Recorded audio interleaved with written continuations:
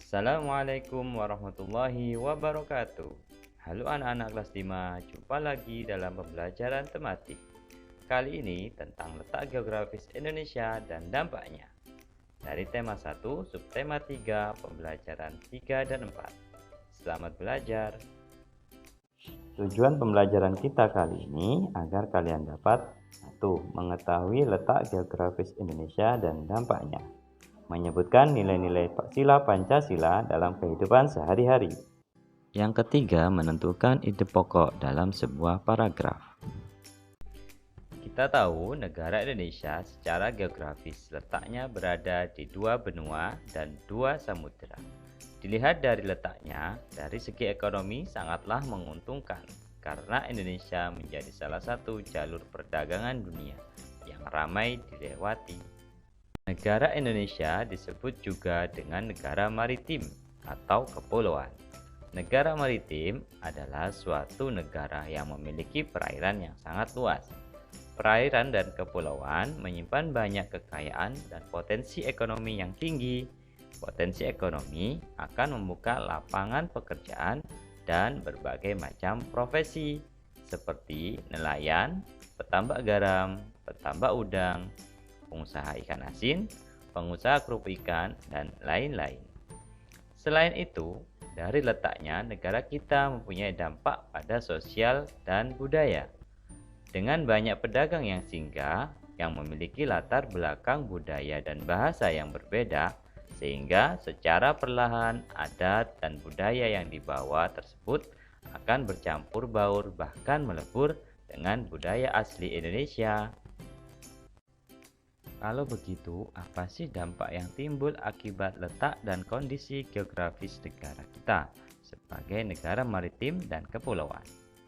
Yang pertama, komunikasi dan interaksi antar penduduk menjadi lebih mudah, baik warga Indonesia maupun warga negara asing.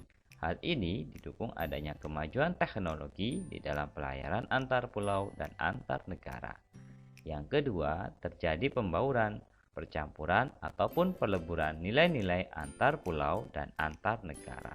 Yang ketiga, munculnya perkampungan-perkampungan etnis tertentu seperti pecinan, kampung Arab. Nah, di daerah kalian pasti bisa ditemui perkampungan-perkampungan ini. Yang keempat, terjadinya perubahan perilaku masyarakat karena pengaruh masuknya pola dan nilai perilaku dari antar pulau, daerah maupun negara lain. Yang kelima, terjadinya perpindahan ilmu pengetahuan dan teknologi. Letak geografis Indonesia sebagai negara maritim dan kepulauan ini juga mempunyai dampak positif dan negatif. Apa dampak positifnya? Nah, coba cermati. Yang pertama, memiliki keberagaman potensi alam dan hasilnya. Yang kedua, memiliki keberagaman dan kekayaan budaya. Yang ketiga, memiliki keberagaman sumber daya manusia. Sedangkan dampak negatifnya, yang pertama, tidak meratanya potensi alam dan sumber daya manusia. Yang kedua, tidak meratanya pembangunan dan pemerataan hasil-hasilnya. Yang ketiga, rentan terhadap terjadinya konflik kedaerahan. Nah, anak-anakku semuanya, itulah letak geografis negara kita Indonesia sebagai negara maritim dan kepulauan, serta banyak pegunungan yang merupakan anugerah yang besar dari Allah Subhanahu wa Ta'ala. Luas lautan yang melebihi luas daratan membuat negara kita termasuk negara dengan potensi perikanan terbesar di dunia. Banyaknya pegunungan membuat tanah-tanah kita menjadi sangat subur, sehingga pertanian dan perkebunan banyak kita jumpai di setiap daerah.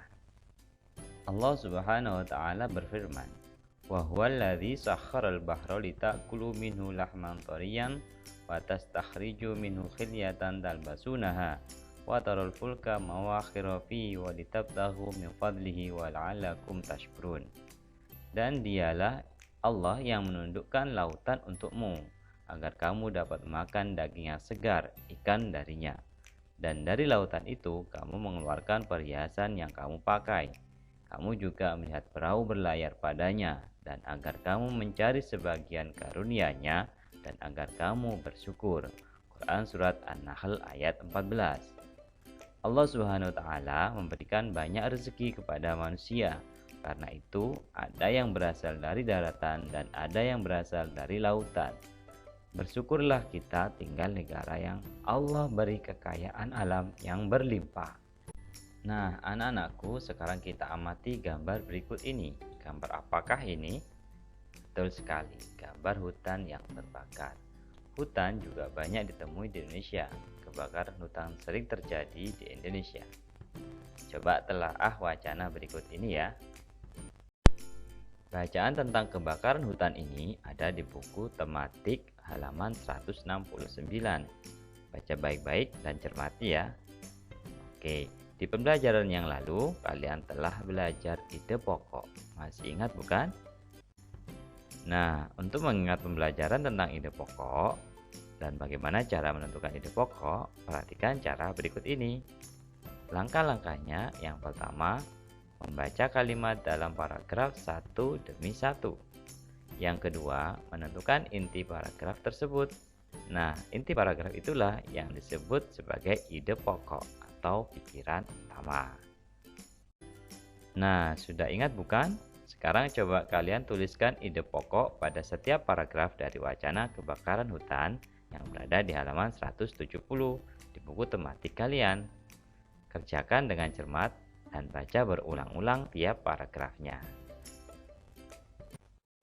Nah, anak-anakku semuanya, setelah mengisi ide pokok dari masing-masing paragraf di atas, sekarang coba perhatikan dua gambar ini ya.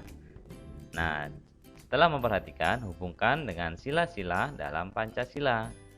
Oh iya, gambar ini ada di buku tematik halaman 181 ya. Nah, setelah memperhatikan dan mencermati gambar tersebut, coba sebutkan sila keberapakah yang sesuai dengan perilaku pada gambar tersebut. Isikan di buku tematik yang ada di halaman 182 ya. Jelaskan juga alasanmu. Nah, setelah kalian mengisi, selesai, foto dan kirimkan hasilnya di kegiatan Google Classroom. Nah, selamat mengerjakan. Alhamdulillah, materi hari ini telah tersampaikan. Agar lebih memahaminya, jangan lupa untuk sering dibaca dan berlatih ya. Terima kasih dan sampai jumpa di pertemuan berikutnya. Wassalamualaikum warahmatullahi wabarakatuh.